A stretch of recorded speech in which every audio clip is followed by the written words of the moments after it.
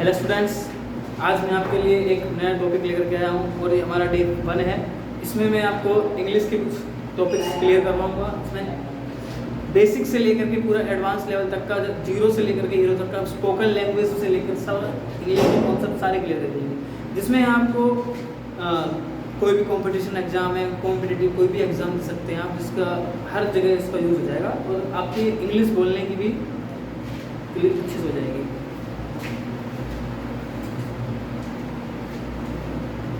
इसमें मैं आज कुछ नए वर्ड्स लेकर आया हूँ। नए क्या, वो ओरिजिनली जो आप सब लोग जानते हैं। इसमें हम डे 1 है, आज डे 1 से शुरू करेंगे। इसका क्या है कि इसमें हम कुछ वर्ड्स लेकर आया हूँ, दिस, दैट, दिस, दोज, जो बेसिक टॉपिक्स हैं, बेसिक बिल्कुल जीरो से शुरू करूँगा।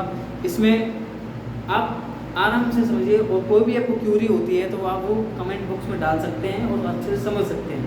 आज लेट्स स्टार्ट करते हैं बच्चों। इसमें है basic and some important words. The first one letter is this.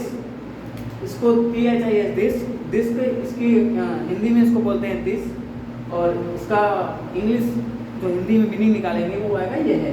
कभी कभी हम इसको ये भी बोल देते हैं। ये सिंगुलर वर्ड होता है जो हम किसी को किसी चीज को इंट्रोड्यूस करते हैं, like this marker and someone like in singular person, that we also use this. The next one is that, THAT, that, इसको हिंदी में दैट बोलते हैं और इसका हिंदी मीनिंग होता है वह। कभी कभी हम इनको वो भी बोल देते हैं। That next one is these, THESE, these को हिंदी में दीज बोलते हैं और इसका इंग्लिश प्रोनाउंसिएशन होगा दीज।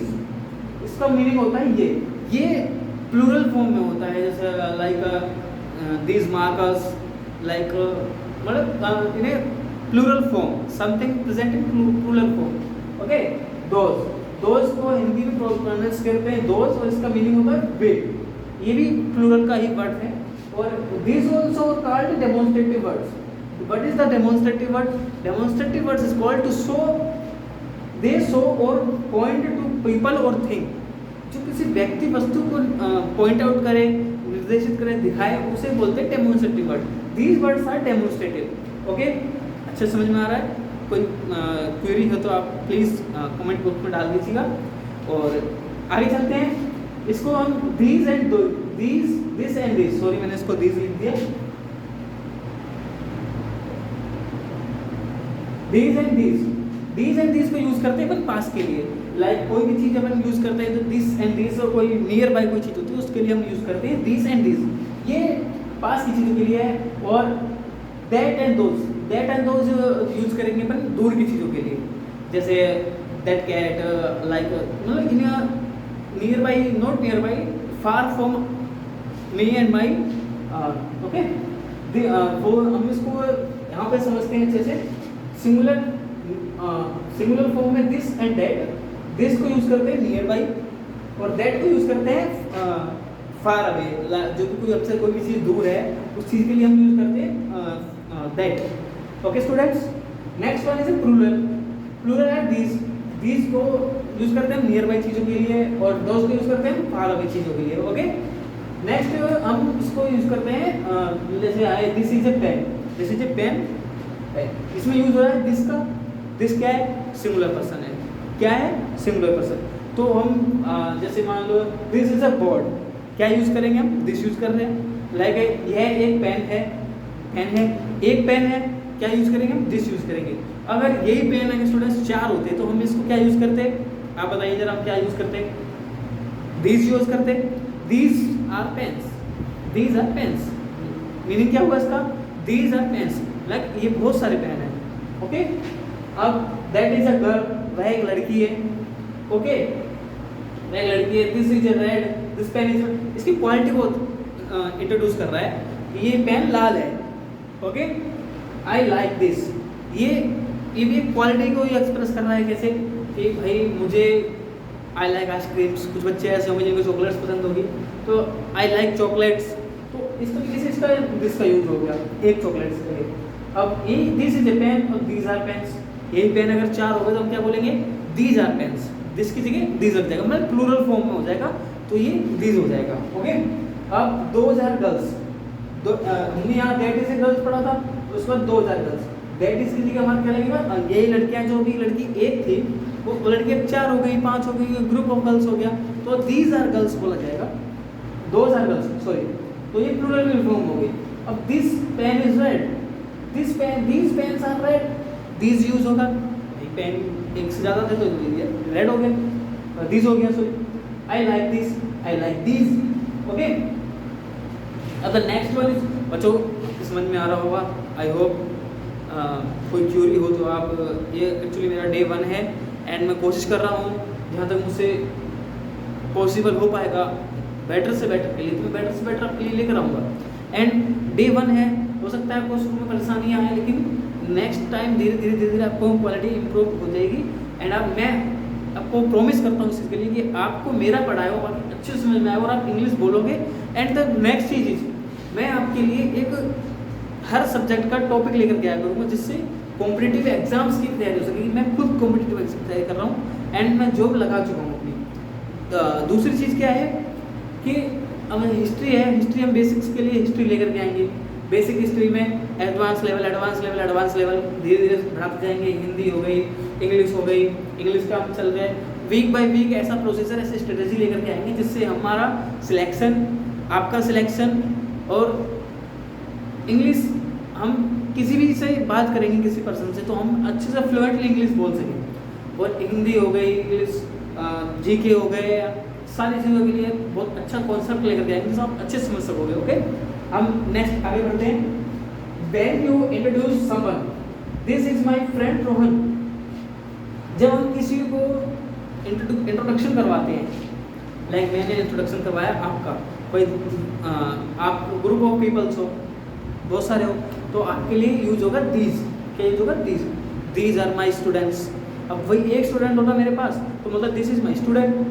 क्या बोलता है? This is my students. अब यहाँ से समझ लीजिए दिस और दिस का, अगर बहुत सारे स्टूडेंट्स हो गए मेरे पास में तो मैं क्या बोलूँगा? These are my students. But they have only one students तो हम बोलते this is my students. Okay, clear है? देन हम आगे चलते हैं। ये हमारे नेक्स्ट दो हो गए। These are my friends Rohan and Meera. Plural हो गए, प्लूरल की फॉर्म आते हैं दीज यूज हो गया। और टेलीफोन, कौन टेलीफोन? हम जब टेलीफोन पे यूज करते हैं, हम ये वाला टॉपिक टेलीफोन पे हमने बोला भाई हेलो दिस इज कंचन, तो हमने सब पूछा भाई this is Kanchan, singular person है, सिंगुलर पर्सन में हमने दिस यूज करेंगे। Is that Meera? मीरा भी सिंगुलर पर्सन हो गई। इंटररोगेटिव फॉर्म हमने से पूछा तो इज लगाया हमने, लेकिन सिंगुलर पर्सन था दैट लगाया। प्लूरल होगा तो हम बोथ लगा देते इसके लिए। ओके, तो इस तरीके से हम आगे बढ़ते चले जाएंगे और आशा करता हूँ आपके ये टॉपिक क्लियर हो गया हो। और these are singular person, singular से ये सिंगुलर को एक वचन, ओके, और प्लूरल हो गया बहुवचन। ओके, और अब इससे आप कुछ वर्ड्स पढ़ेंगे, वो वर्ड्स मैं आपके लिए लेकर के आ रहा हूँ। ओके,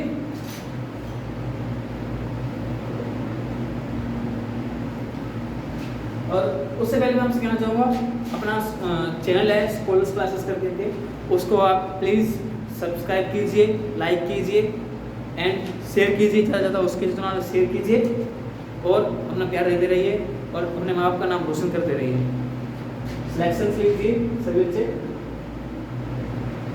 ओके,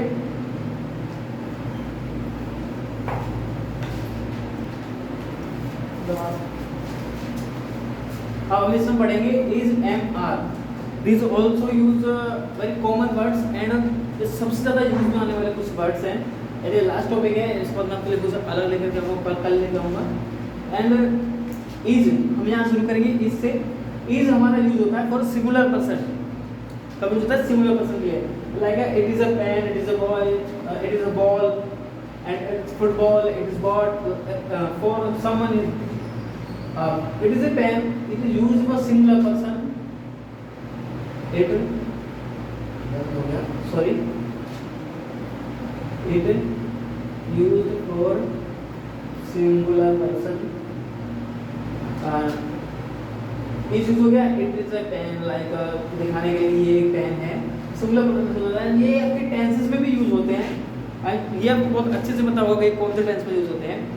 ओके, अगर प्रेजेंट कंटिन्यूअस में यूज होते हैं और इससे आपका प्रेजेंट कंटिन्यूअस की जो फॉर्म है वो क्लियर हो जाएंगे और आपके लिए ऐसे एक टॉपिक लेके आएंगे जैसे एक टॉपिक से 3-4 कॉन्सेप्ट क्लियर किए जाए।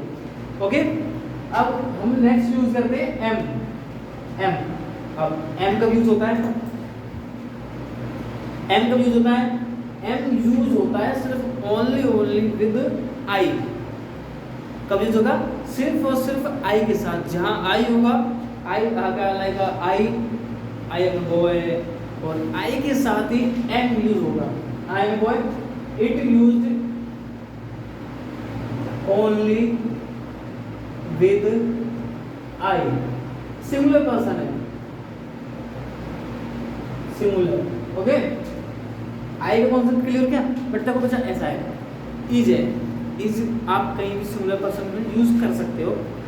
दैट वन नेक्स्ट है हमारा एम। एम हमारा कहीं यूज नहीं होगा। इट आई एम ये एक ऐसा पेयर है जो सिर्फ आई एम के साथ यूज होता है, सॉरी एम आई के साथ यूज होता है, और इसका प्रोनाउंसिएशन करते हैं हम एम। ओके, एम और I am a boy, like ये इसका पेयर बनता है। आई एम हमेशा सिर्फ आई के साथ यूज किया जाएगा। ओके, एंड आर यूज होता है फॉर अ प्लूरल पर्सन। कब यूज होगा? प्लूरल पर्सन के लिए। We are boys, these are boys, like इस तरीके से we are boys, okay, these are boys, मतलब कोई भी आप प्लूरल फॉर्म ले सकते हैं जिसका नाम आर का यूज कर किया जाएगा। Are plural, am used with only I is singular person, तो it is also used with singular person. Okay, ये हमारा हो गया आज का टॉपिक क्लियर। और स्कॉलर्स क्लासेस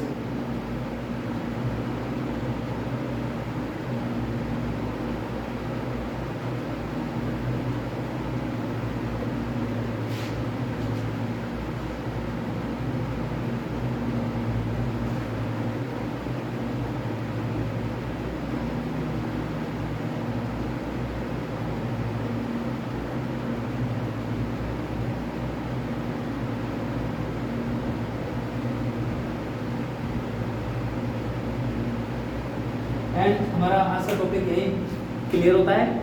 और पढ़ते रहिए, हंसते रहिए, मुस्कुराते रहिए और हमारे साथ पढ़ते रहिए, कुछ नया डेली के लिए सीखते रहिए। आपको एक क्लास मिस नहीं करनी और इस बात की गारंटी मैं लेता हूँ। मैं आपको इंग्लिश को करवा के रहूँगा और आप इंग्लिश में बातें करोगे अपने रिश्तेदार के साथ, अपने रिलेटिव के साथ। और अपना यूट्यूब चैनल है स्कॉलर्स क्लासेस करके लाइक कीजिए, सब्सक्राइब कीजिए, शेयर कीजिए। ओके स्टूडेंट्स, और ऐसे ही सपोर्ट करते रहिए, पढ़ते रहिए, हंसते रहिए, मुस्कुराते रहिए। जय हिंद, जय भारत।